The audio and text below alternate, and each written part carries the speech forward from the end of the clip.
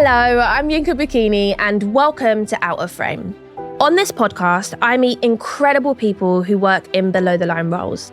That's everyone on a film or TV set who helps bring the magic to your screen. Each week, you'll hear from a different crew member about what it's really like to work on a movie or TV series. And I'm pulling back the industry curtain like you've never seen before. This is Out of Frame. Now, if you haven't noticed, spooky season is well and truly upon us. And if you're anything like me, that means it's time to fully embrace cozy nights in, blankets, and a good horror movie. Nowadays, there are so many different kinds of horror movies, from the psychological TV classic Black Mirror to the terrifying drama Speak No Evil. Someone who has worked on both of these productions, plus so much more, is Kristyan Mallett. As a makeup artist, Kristyan specialises in visual effects and prosthetics, and I couldn't think of a better person to speak to for our Halloween special. Kristyan, welcome to Out of Frame. Thanks for having me. And of course, Jono as well, we can't... Yeah, work colleague, yeah. One of the former trainees just didn't work hard enough. You've exhausted or worked him. Into the bone, maybe, you know. Kristyan, I'm excited to find out about all of the work that you do and everything about you. I really want to understand the craftsmanship that it takes to be a prosthetics designer. Okay. But before we peel back some of those layers, we're going to bless the kind folks with a proper introduction. So I'm going to ask you two questions, which I hope give our audience a better understanding of who Kristyan Mallett is. Far away. Through your love of film. So first off, what's the last film that you watched that really inspired you? I must say, I think Maverick was a film that I really loved. And I think for me, it's because it actually had no special effects in it that were my sort of special effects, weren't prosthetics. And I think I'd watched so many films which were heavily CG and where I could analyse. So when I go to watch a film, it's something that I would normally be involved in. So I'm sitting there watching it thinking, oh, how did they do that? What would I have done? And things like that. But when I went and saw Maverick, it was literally just sheer entertainment.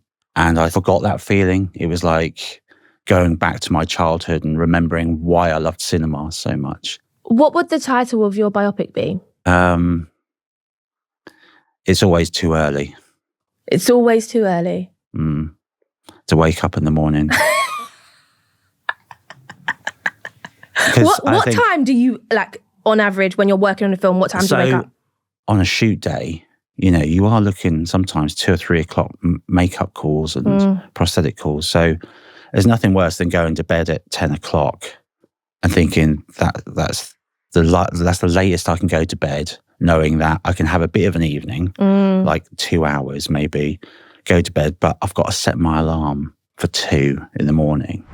Okay, now, Kristyan, now that we know a little bit more about you, it's time to find out more about your role. Can you tell me a bit about how you first became a makeup artist and what it was about thrillers and horrors and actions in particular that appealed to you? So when I was very young, probably the age of 7, I was watching films like Hammer horror movies and films that I shouldn't have been watching, probably, because I had 2 brothers that were 10 years older than me. So they'd be bringing home like Hellraiser and all these horror films that I really shouldn't have been at my reach. But I would watch them with my brothers. And rather than being fearful of those things, I was fascinated with the monsters and the creatures and the effects. And then I left school and I had a regular job and I hated it.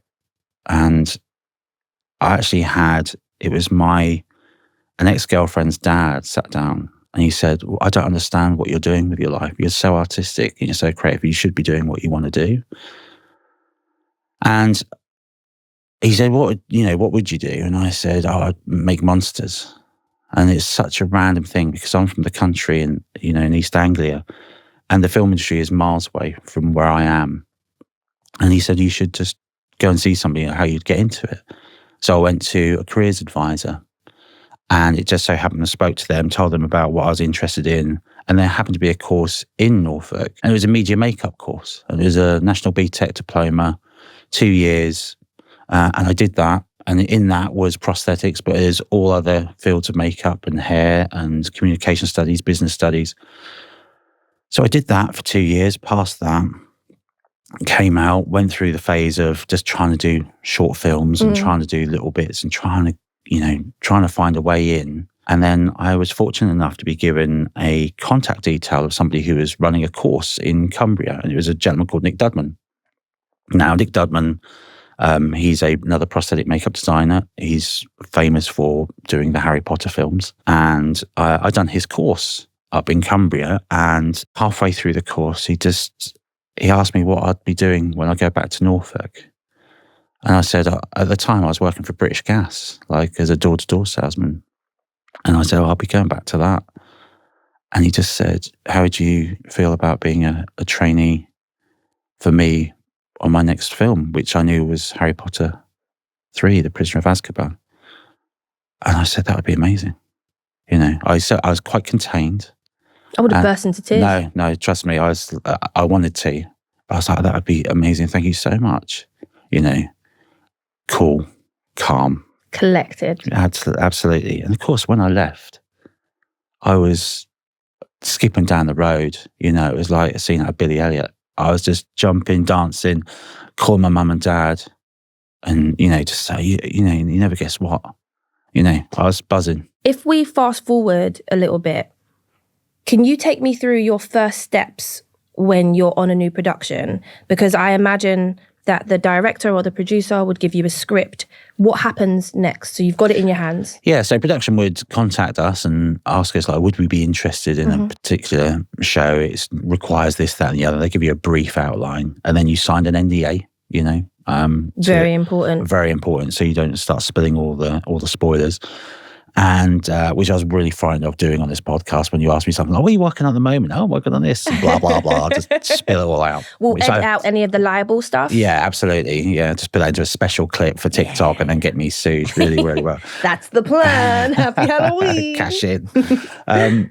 But yeah, so you sign this NDA, you then get the script through, and then you read the script and you break it down to everything that you think is potentially going to be you, whether it's a fake animal, fake body, if it's a creature, if it's somebody getting this neck sliced, if there's some sort of torture scene, somebody gets beaten up, if there's somebody with tattoos, if it's, all those things because we do tattoo transfers as well, but so all those potential things. And 9 times out of 10, what we do works very much hand in hand with what makeup does. Mm-hmm. We also create and build things for VFX.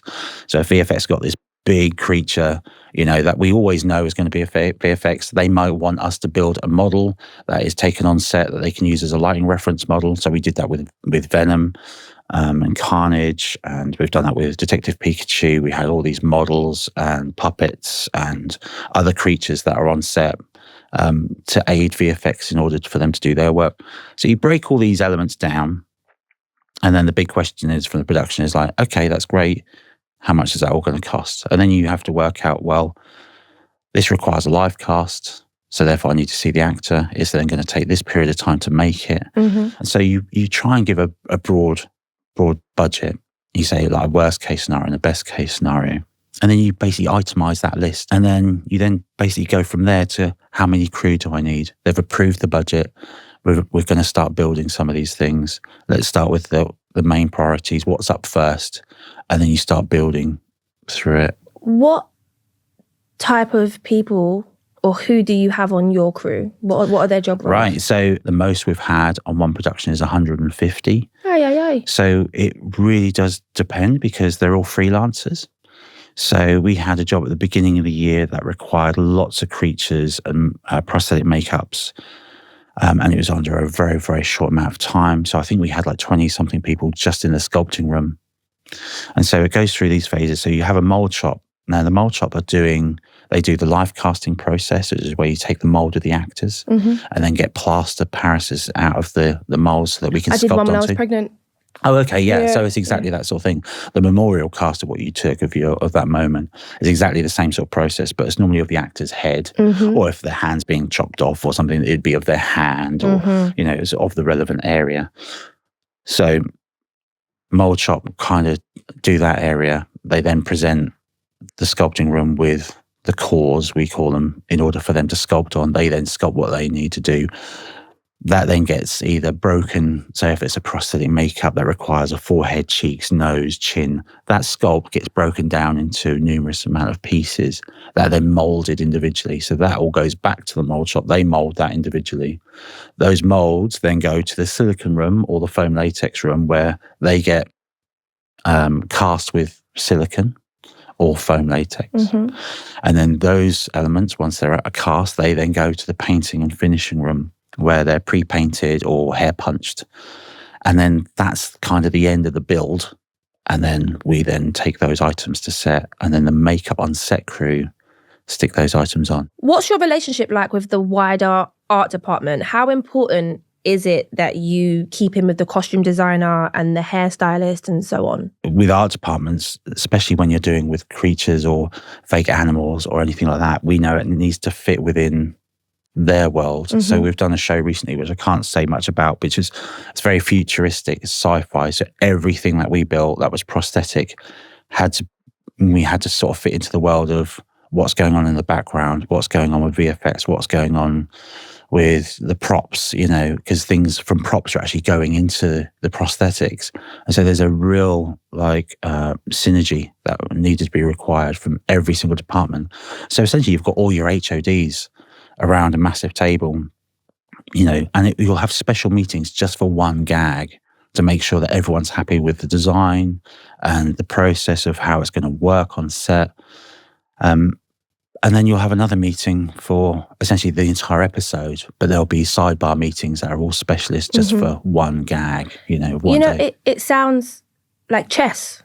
It sounds like yeah. Because you have to be aware of, the world, so the board, mm-hmm. and then the different gags, as in like the different scenes, so like the different pieces, and then the way that you maneuver them has to fit in. It does. That's a good analogy, actually. Thanks. It is really, really good. The other thing is, it's sometimes you're waiting for somebody else to make a move before you can make a decision on what you want. Yeah. And sometimes a good example is if we're making a prosthetic and we need to know what the costume is before we can actually move forward with that. But they're actually waiting for the cast member to make the decision, because sometimes the cast actually does have a massive influence on mm-hmm. what the costume is. Can you tell me about a recent project that you've worked on that you really enjoyed? One you can talk about. I really enjoyed working on a show called Sandman. I love that show. The creativity that was from every single department, costume, makeup, art department, set deck, absolutely everyone. Were fantastic, and it was really, really good. We had some really cool makeups to do on it.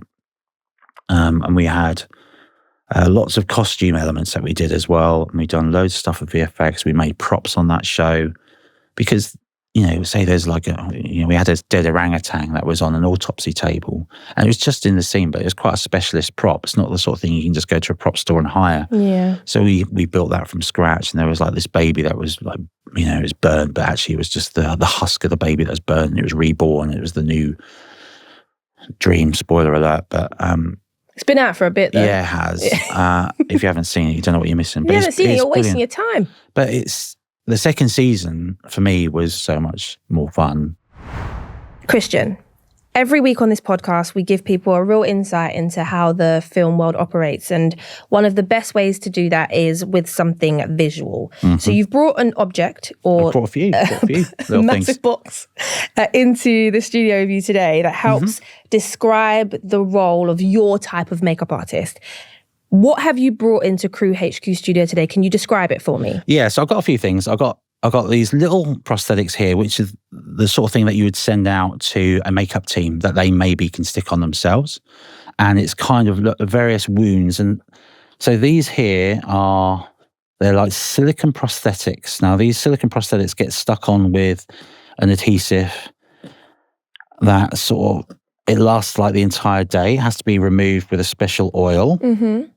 And the idea is that it would be like a post wound. So this here is like a silicone rubber, okay. And it's encapsulated in this very, very thin plastic here. Mm-hmm. And then this bit comes off when you apply it. Yeah, this is called flashing. So we use this to sort of aid us in helping hold on the prosthetic while we stick it on. So this would actually be sitting on somebody's neck like this. Okay. And then it'd be painted up to look like they've had their throat slashed or ripped out, and they'd be sitting there like the blood hanging out. Can I touch it? Yeah, absolutely. There you go. Give it a whirl. It feels like one of those hairless cats. I haven't stroked a hairless cat, but I'll take your word for it. Okay, so this would go across my neck. It's very, very in theme of today's episode. Right. Okay. Yeah. For those like horror fans out there. Yeah. It's quite soft though. It is soft, so it's got to be quite malleable. So the good thing about it is, like, when you put it on your neck, you probably felt it was quite cold. Yes. But literally after about 10 minutes of wearing it, it sort of conducts your heat. Okay. And so after a while, you kind of forget that you got it on. And because it's so soft and flexible, it means that you have full range of movement. So if you, as an actor in old age prosthetics, you'd still want to be able to perform through it. You wouldn't want it to be so stiff that you feel like you can't move. Yeah. So, when we know that we're doing something which is a character-led makeup that's covering the entire person, we would want them to wear it in a test makeup for a day, get in front of the mirror, record themselves, actually see what it can do. And then therefore, when they go on for it on the first day, they're not like just moving their lips and their lips only because they feel like their face isn't moving. So I feel like this is like an unlucky dip. What else do you? More specialist. You have something like this. This would be more of a character thing. So I think this was for a dream sequence. This was like a spare one that we had. So this is like for a lady who basically dreamt that she was a cat, and this prosthetic is literally just that. So she just looks in the mirror and catches herself, and she's a cat, and then she blinks, and then she's not. So it's literally just a beat. So this would basically be stuck on over the actress's eyebrows around here. This would all be dissolved away, painted up to look like her. I think we actually made a pair of ears similar to your own, but they actually did have hair in. So it actually had her hair and then her ears come out, and then they were hair punched to sort of blend into her own hair. And then she just sort of had what did I just see? And that was for that. So that's a spare. How long does something like this take to make? So that was probably just about 2 weeks, I think. So the actual yellow thing it's sitting on is actually the face of the actress. Okay. And last but not least, we actually have in here, this was, this is a fake head prop. Yeah, it is. For a show called Black Mirror. So in the latest season, this lady gets basically shot through the head, and then her body's laying on the floor with quite a distinct hole in her head, and that's what this was used for. So this was attached to a full dummy, and then it was just laying there dead. So up to the moment she lands is the actress, and then it's like VFX on the hit. So VFX do the actual strike, and then everything after the fact, it's the dummy on the floor. That looks real. So yeah, so this has got all these hairs here individually punched. Eyebrows are individually punched. We've got a glass eye in there. And it's silicone, and it's all wet dressed with fake blood and stuff, and that's what helps bring it to life. So this is all sculpted first. We had the live cast, we then sculpted the damage into it, molded it, and then we also fabricate some extra damage with silicone just to make it look a bit more gory. After. And how long does something like that take to make? Because that looks. So I think this was about 3.5 weeks, something like this. Took 3.5 weeks. I think this bit was actually relatively fast. It's actually the hair work that takes a long time. Of course, because if you're individually. Yeah, so we actually cheated on this one. We actually put like a wig around the back, like a cheap wig that we cut, and then we just hair punched the front hairline because we knew that you're not going to see all this. It's all going to be laying on the floor covered in blood, but this detail you are going to see. So that's why we spend the time. That looks so real. Yeah, I mean that's the whole point, right? That's the point, yeah. And so don't get me wrong. I mean, there was times when you make fake hairs and you make props, and they've got to be rushed out, and that they're going to be in the background, so you make them out of foam, and that they're going to be covered in blood, so you can get away with just. But this is like intricate work. Not to sound biased, but I think I have the best job in the film industry. You've got an argument for it, trust me. Kristyan, now that I've seen some of these objects with my own 2 eyes, I would love to learn a little bit more about what it takes to work in prosthetics. When it comes to special and visual effects, the industry is constantly evolving. So how have things changed since you first started? The creative aspect hasn't changed. The technology maybe has changed. I mean, I think people always thought when VFX, when that first came out, everyone was like, our industry's doomed. It's over. Yeah. I remember thinking the same. I remember seeing I remember watching particularly Pirates of the Caribbean, Davy Jones, played by Bill Nighy, and I remember thinking, well, that's amazing. We're out of a job right now. That's quite incredible. But then you realise that there is actually still a place for prosthetics. And weirdly, some of those films that worked really well and still stand the test of time, for me, were Terminator 2 and Jurassic Park.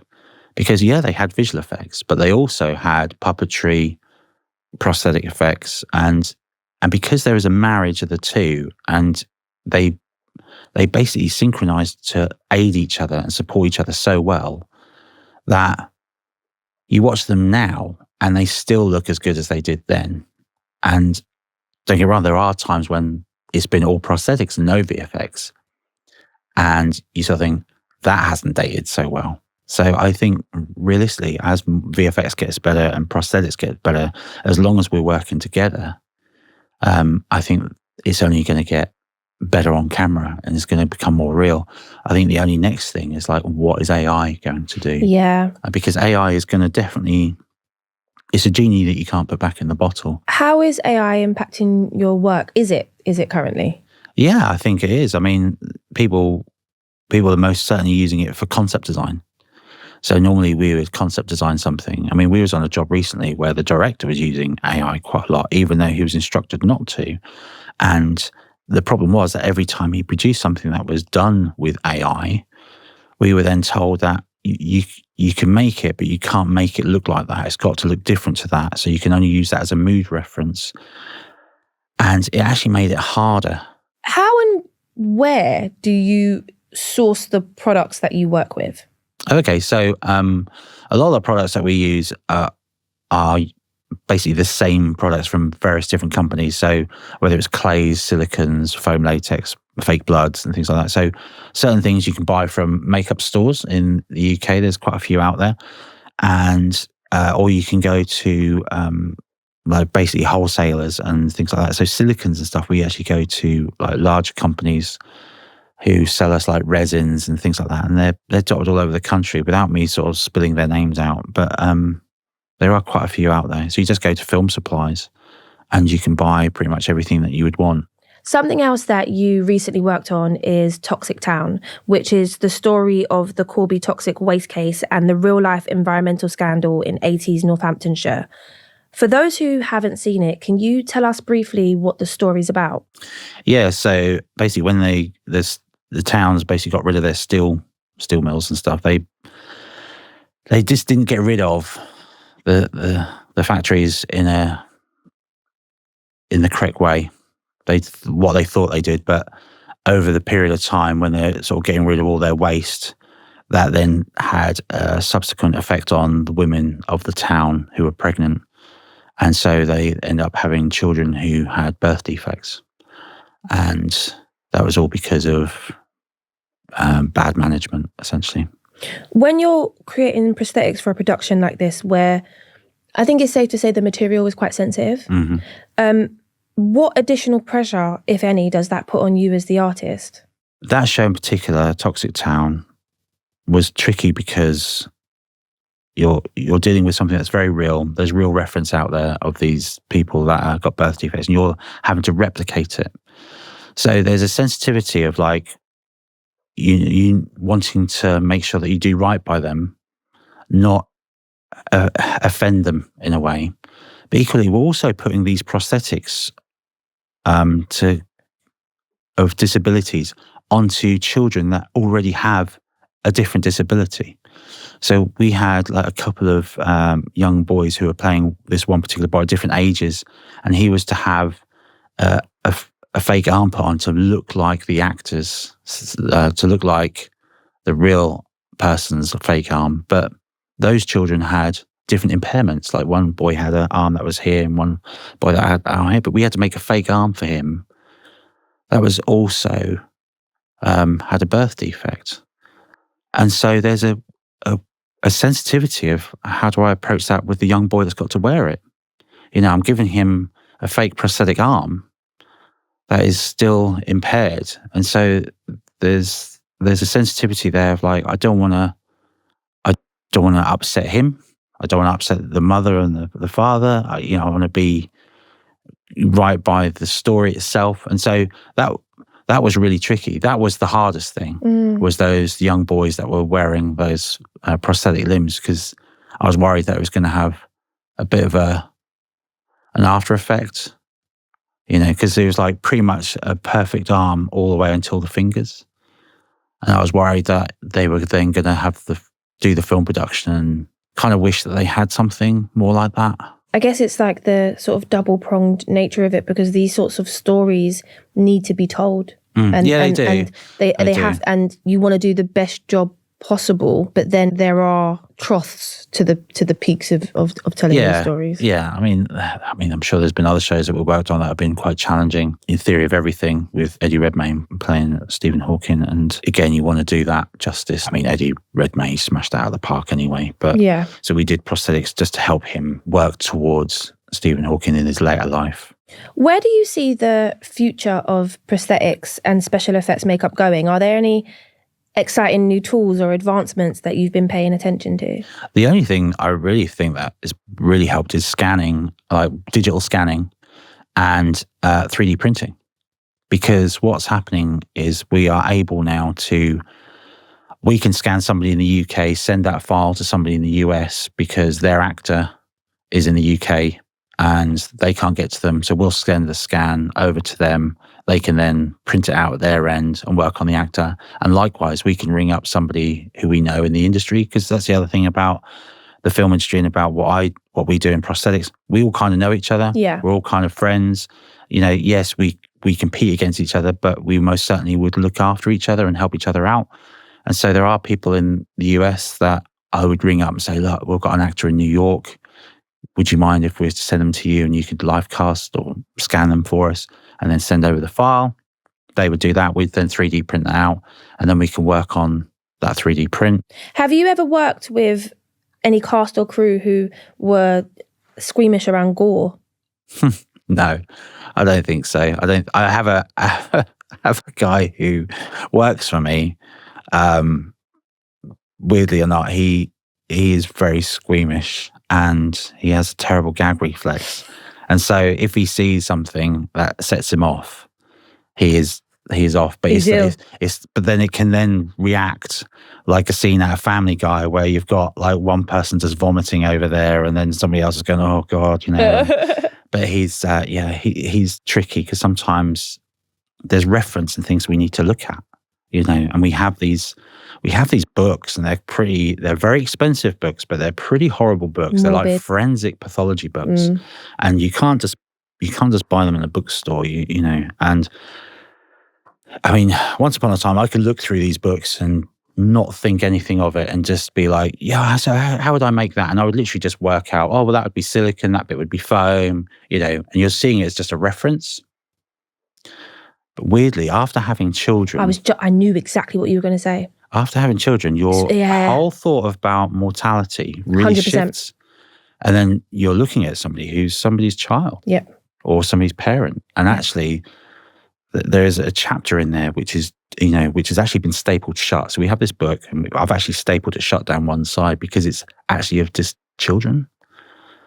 And the thing is, you can't unsee it. No. So it's in this book, and people know that you can go to the book, but you can't actually look at those pages because they've been stapled shut to make sure that no one accidentally sees it. Yeah, it does change. It's right there, but it's like when you hear things on the news about a child going missing, or a child's been killed today, but you have so much more empathy to it now. Kristyan, now I can see just how much you enjoy working in film and TV, but now it's time to put that knowledge to the test. Before stepping into CrewHQ today, you chose a specialist subject within the world of film and TV, and that subject is iconic villain characters. Everyone loves a good hero story, but what is it about a good villain? What's your favourite thing about that? Weirdly, I think a good villain is somebody who's very grounded and real, and somebody who could feel like that could be the person next door. I think for me, that's what a real villain is. I mean, don't get me wrong, I grew up watching Pinhead and, Freddy Krueger and all those typical 80s horror slasher like killers. But they were never really the bad guys. It was more the real people that I think are the scary ones, you know. All right, let's do this. They're going to be multiple choice. Okay. Oh, okay. And there are 3 questions. Are you ready? I'll give it a go. Let's fire away. In the first Harry Potter film, who is the first character to say Voldemort's name out loud? Is it A, Harry Potter himself, B, Professor Severus Snape, or C, Albus Dumbledore? I'm going to say Snape. The answer is Albus Dumbledore. Is it? Yeah. Snape calls him the Dark Lord. Okay. And so people in Hogwarts and in the Harry Potter universe are so scared of Voldemort that he's referred to as he who must not be named. But Dumbledore believes that the fear associated with Voldemort only makes him stronger. Oh, there you go. Yeah, so for a little while, he's the only one that says his name. But fun fact, though, Dumbledore usually uses his real name, Tom Riddle, or simply Tom, when he speaks. Tommy. Yeah, Tom. Tommy T-Dog. Tom, yeah. When he speaks to Voldemort directly because he knows that it annoys him. All right.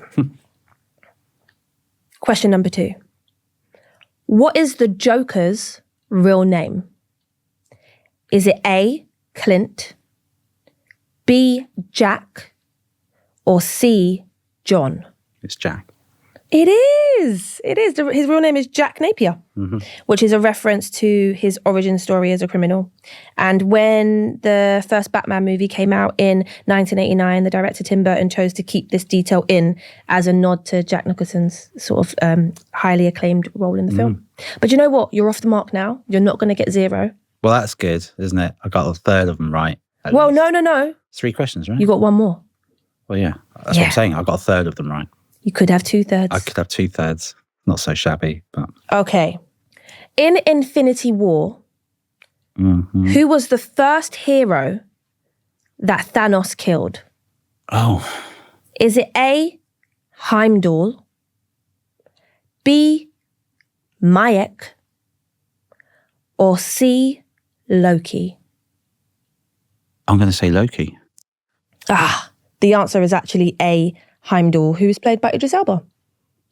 That's what I said, but I pronounced it Loki. Good try. No, but you got a third right. Third right. That's a good slice of the pie. I'll take that. Clearly, your job is very cool, Kristyan. But for anyone listening who is serious about pursuing a career as a makeup artist, what do you suggest is a good first step? It's one, working out whether you want to be a makeup artist or a prosthetic makeup artist. There's a real difference, I think. Like, makeup artists are required to do straight makeup, hair, go on set pretty much every day. Prosthetic makeup artist, you'll go on set and you'll stick things on people. You'll be making people into an old character. You make them look, just a character. You make them look like a goblin, a monster. There's all those sort of aspects to it. But normally with prosthetics, it comes the workshop element to it as well. And I think if you're that way inclined to want to build and be quite hands-on in sculpting, molding, making, painting, all those aspects of it, then prosthetics is probably more for you than makeup. So it's just that's the first thing I would do, try and work out which direction you really want to go into. Do you want to be on set every day dealing with the actor, or do you want to do that every now and again? What do you wish that you knew when you were first starting out in bigger productions?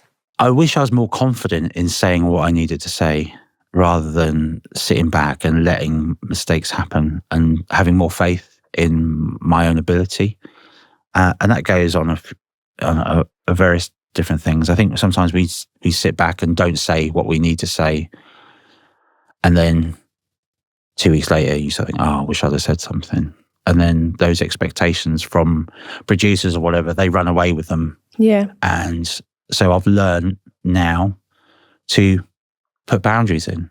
Speaking of relationships, what have you learned about what makes a good relationship between the artist, makeup artist, prosthetic makeup artist, and an actor? I think it's being quite relaxed and chilled, and being quite okay with So once upon a time, I would be fearful of making a mistake. Yeah, of course. You know, he'd be like, if something goes wrong, I would just break out into a sweat and just think, I just got to, hide it. And they can't know. They can't know. Yeah, because they'll be like, well, hold on, is something wrong? But actually, if you make a mistake, go, do you know what? I've actually put that in the wrong place. I'm just going to reposition that. Yeah. And if you just talk things through, and then when you fix it and you go, that's much better, I'm more happy now. They actually feel more comfortable in your hands.